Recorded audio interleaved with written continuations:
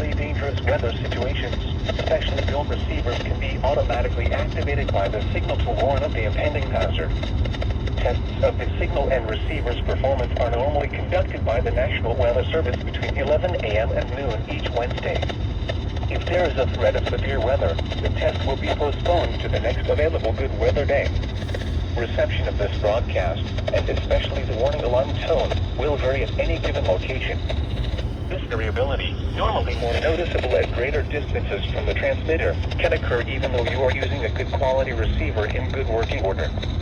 The warning alarm tone will be activated for hazardous watches and warnings for the following counties: Champaign, Clark, Delaware, Fairfield, Fayette, Franklin, Greene, Hocking, Knox, Licking, Madison, Marion, Morrow, Muskingum, Perry, Pickaway, and Union.